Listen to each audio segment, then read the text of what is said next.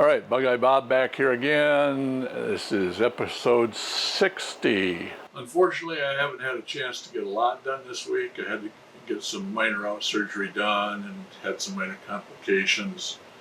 Nothing major and fine, but it did mean that I wasn't able to get as much done on the car this week as I'd hoped to be able to do. I'd hoped to be able to get the rear cockpit bulkhead in, which is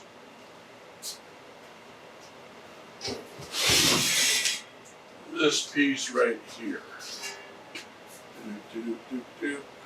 Okay. I'm going to show you where that goes in just a second. Got about halfway there.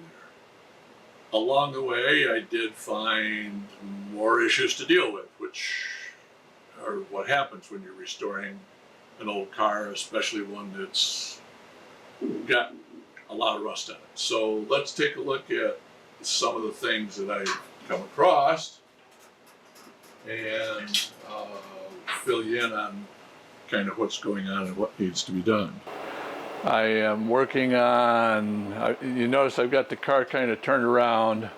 I've kind of got everything from like right about here this way taken care of, so I'm working on the rear half of the car now, trying to get things taken out and replaced so that we can get to the point of putting in new sills on each side and the floor pans, and then I can work on getting this horrible mess of the rear end done.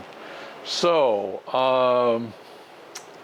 where does that leave us? Okay, so the next thing that has to come out is this panel here, and then before I can take that out, I've got to take out these angled brackets on each side. So I've got to cut along the top up here, take out all the spot welds down here, get these angle brackets off, and then I've got to cut the spot welds down along through here, cut this along the top, clean out all of the crud over here on this side where it's all rusted to bits, get that all cleaned out, and then figure out how much of this replacement piece here I am going to, exactly where I'm going to cut it, exactly where I'm going to cut it up here to get that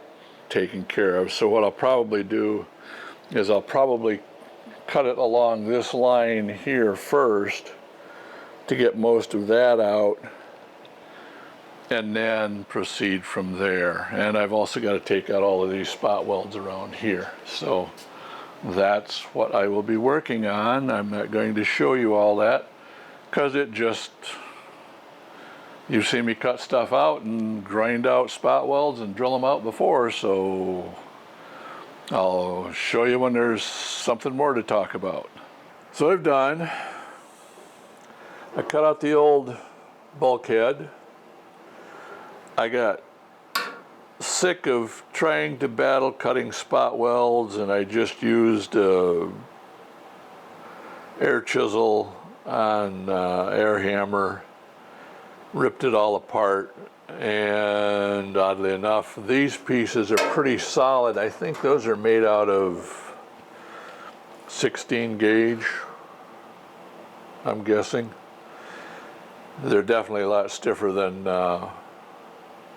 18 gauge. I suppose they could even be 14 gauge as far as that goes, but I think they're 16. So what I did though is I left this little lip right here of the old bulkhead, and my plan is to put the new bulkhead in like this and then weld it to the old bulkhead. The old bulkhead actually went underneath this piece right here. And in order to put the new one in as it was originally done, I would have to strip everything in here apart. I don't really want to do that. These wheel well corners here, I have to fix some pieces on the wheel well corners themselves. I don't know if I can get that up. Yeah, probably show you on the other side.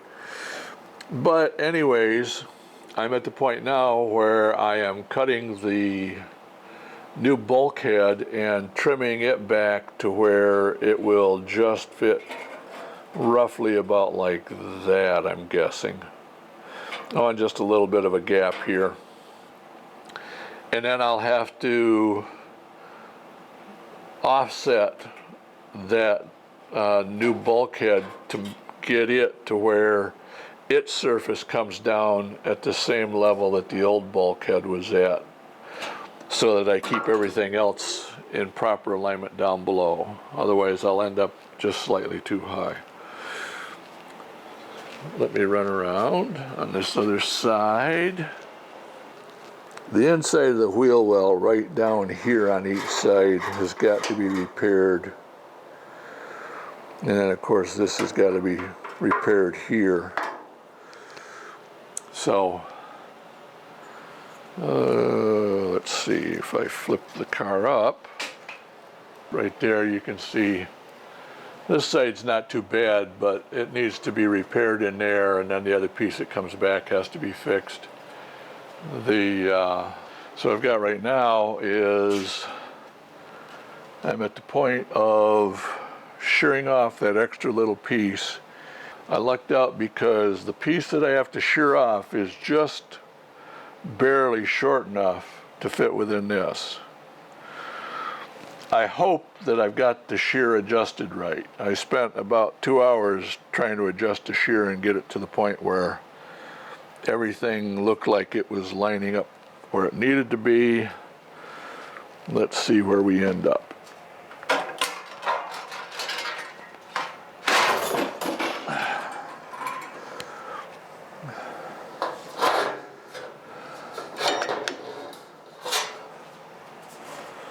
Let's roll the car back down around. That's roughly how it goes in. As you can see, it's still got to drop down another, I don't know, 1/4 inch, 1/8 inch, something like that. Please like, share, comment, and subscribe. You can now make a one-time or recurring donation to help save Lazarus through PayPal. For less than the price of a cup of coffee each month, you can support this project as a member on Patreon. See the links in the description below. But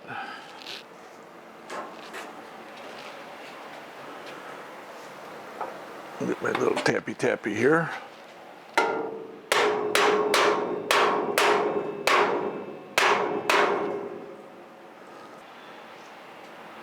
So I think if I go from here over to there and do an offset on this, that'll allow that to drop down some more. Gotta do some more trimming in here, because this is still way high. But it's getting close. I think you can see that right across here, this is pretty rough. That's been chewed up pretty bad with rust. This is a major structural component of the car. There's some damage here. I'm going to have to clean all of this black rust reformer off. It's designed to convert rust into non-rust, something that will hopefully keep it from rusting in the future. So I'm going to have to clean that all off, do some minor welding in here, some minor pad welding, just to ensure that this is all solid. I actually spent a lot of time with a needle scaler, with little die grinders, with sanding pads on them, big grinder with sanding disc on it. Everything I could to get all of the rust possible off of this. In the process of doing that, I had known I'm going to have to replace this part right down in here. Let's go down and let's back out. I'd known I was going to have to replace the lower part of this piece here. I hadn't thought I would have to do that on the other side, but it turns out I will have to do that.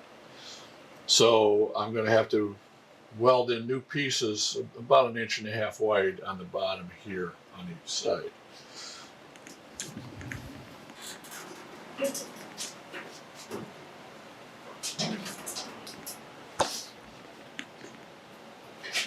Now let's talk about this.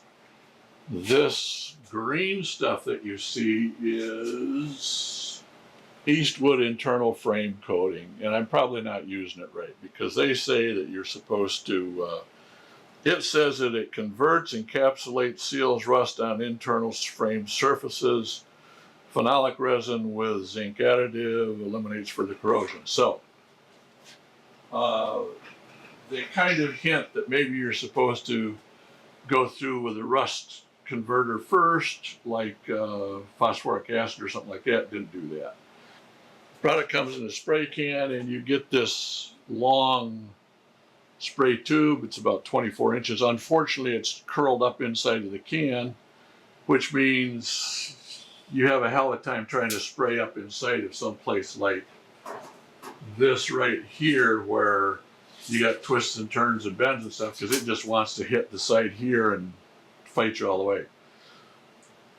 Hang it up, put a little weight on it, hang it up from something, take a heat gun and very carefully warm it up, and you can straighten it out.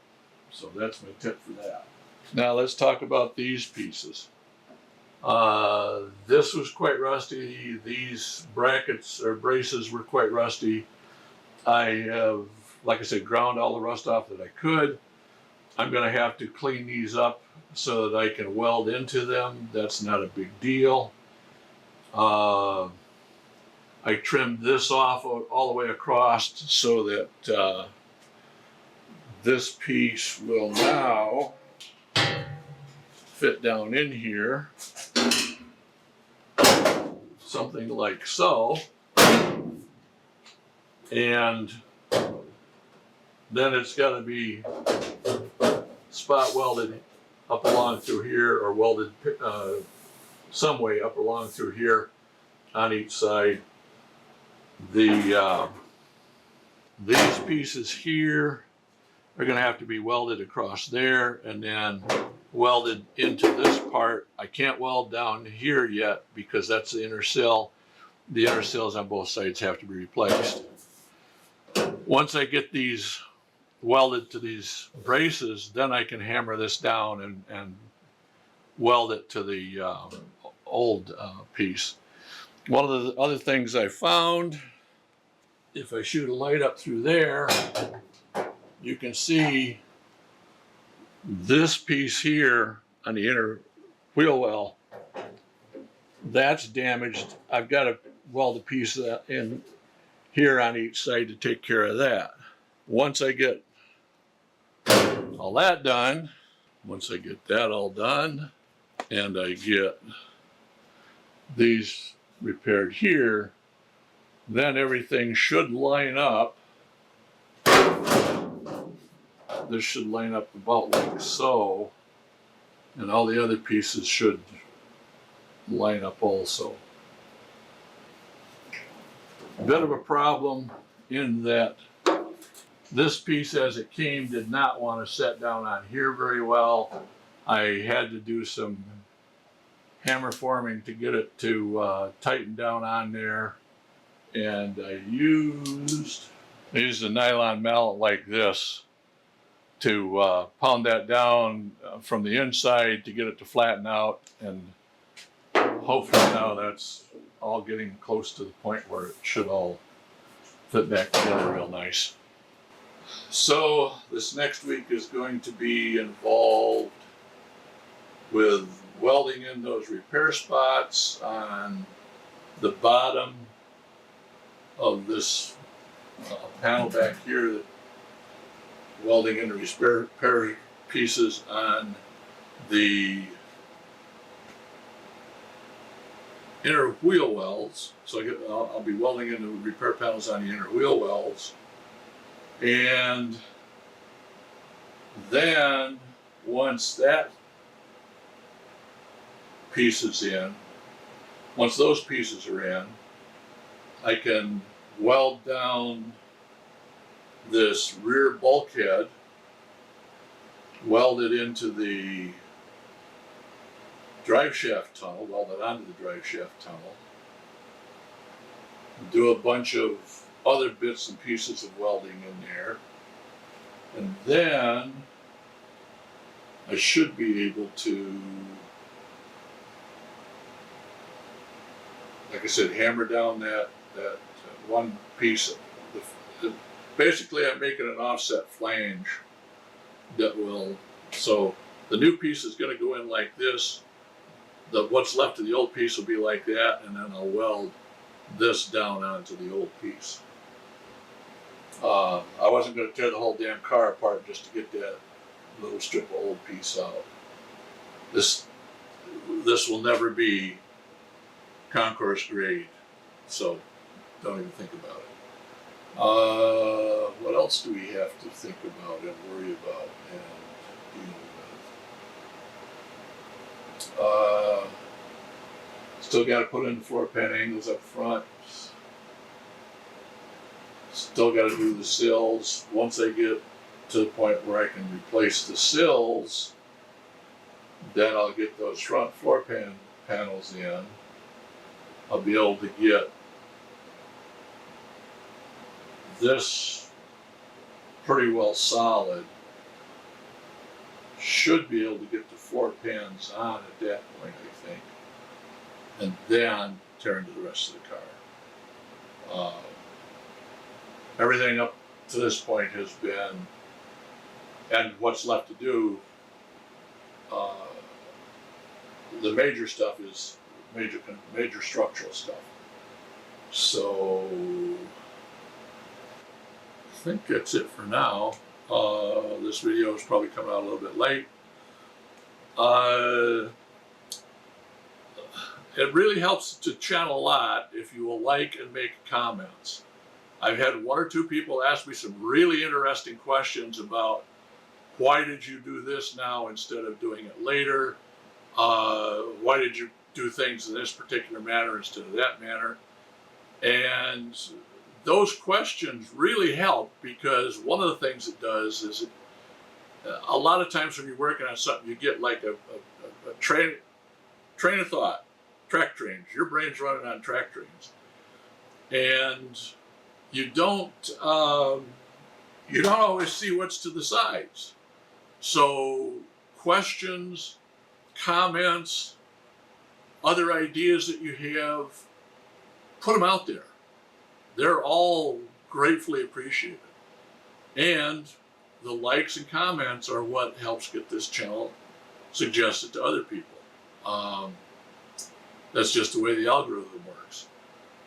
People are watching, but nobody's clicking the like or making a comment. And so YouTube just looks at it and goes, oh, well, nobody's interested in this.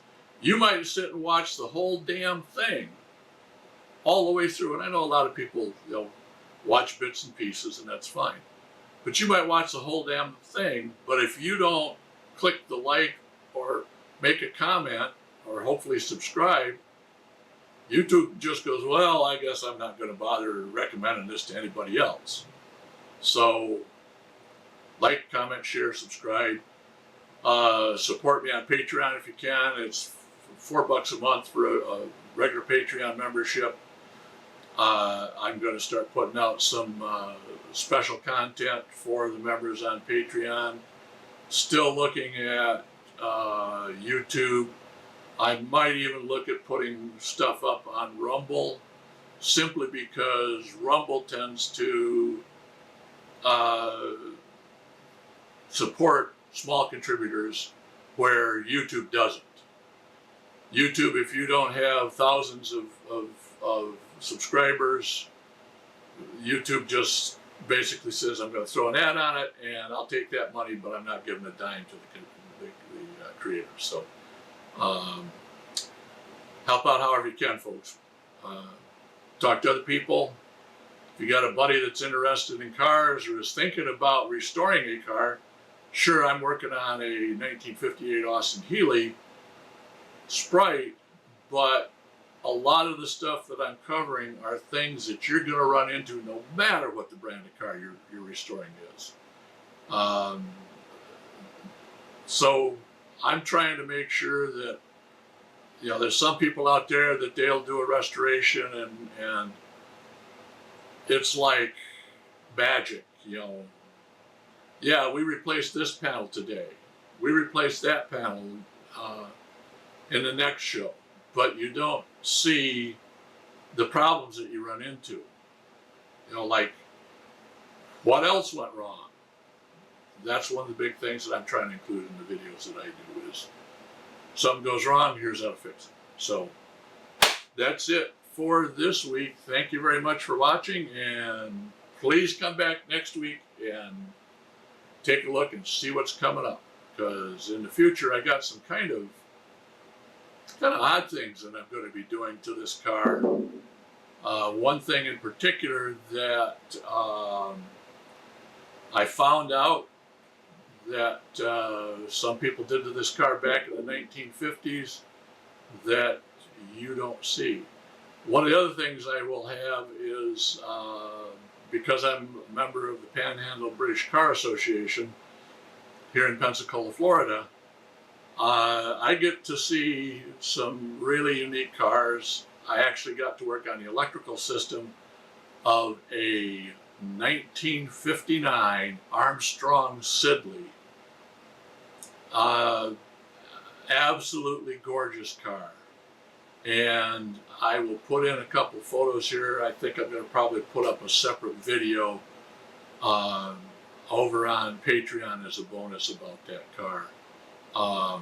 Just, when you get to work on a car that there were 28 of them made in the whole world.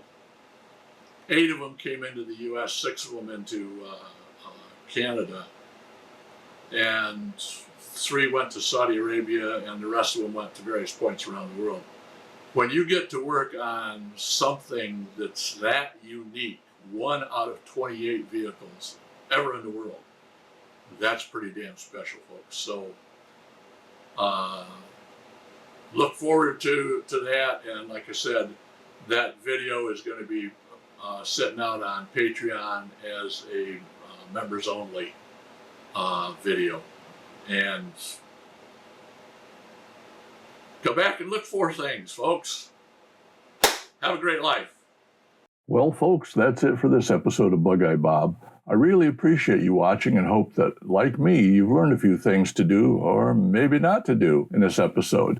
Please like and comment on this video as it encourages YouTube to share it with others and helps grow the channel. Make sure you subscribe and click the bell to get notified when new videos are released. If you'd like to support this channel and save Lazarus from the recycle furnace, you can now make a one-time or recurring donation through PayPal. You can also support this restoration project by becoming a member at patreon.com/BugeyeBob. Patreon members get early access to the videos, and in the future will enjoy question and answer sessions and live streams. As this channel grows, future Patreon member benefits will include bonus or extended videos, member names in the credits, and the ability to suggest topics for future videos. You can follow this BugeyeBob restoration on YouTube and Facebook. You'll find the links in the description below for PayPal, Patreon, YouTube, and Facebook. Once again, thank you for liking, commenting, subscribing, and supporting this channel.